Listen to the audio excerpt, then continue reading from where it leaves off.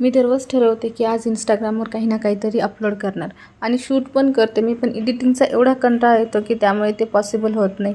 4 वेळेस दीदीनं सांगितल्यानंतर फायनली आज ब्लॉग एडिट केला. So hi guys, welcome to my mini blog. हा टिफिन खूप स्पेशल आहे कारण 400 किलोमीटरवरून माझ्या मम्मीने पाठवलेला आहे. दीदी आली होती आज आणि तिच्यासोबत मम्मीनं मस्त बाजरीच्या भाकरी आणि बेसन वड्या पाठवल्या होत्या, ज्या की मला खूप जास्त आवडतात. आता या बेसन वड्यांची पण खूप इमोशनल स्टोरी आहे, ती मी एक दिवस नक्की तुमच्यासोबत शेअर करेल.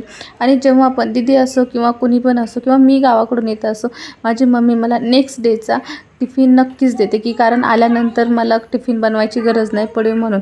आणि एवढं आपल्यासाठी फक्त आपली आईच करू शकते. त्यानंतर मी पोहे बनवले होते कारण सरांना पोहे खायचे होते. कारण युजुअली आम्ही नाश्त्यामध्ये पोहे, उपमा वगैरे असं मी काही बनवत नाही. जे लंचचा टिफिन असेल तेच आम्ही ॲज अ नाश्ता म्हणून खातो.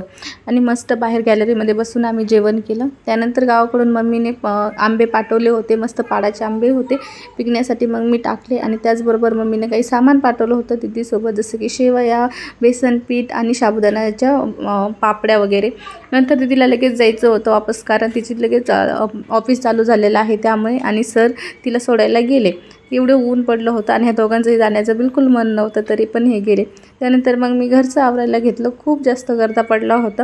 पहिले किचन आवरून घेतलं, त्यानंतर मग भांडे क्लीन केले.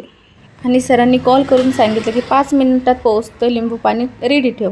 त्यानंतर मग मी दुपारच्या जेवणामध्ये बटाट्याची भाजी आणि झिंग्याचं सुकट केलं. फुल रेसिपी यूट्यूब चॅनलवर आहे, जाऊन नक्की चेक करा. Thanks for watching. बाय.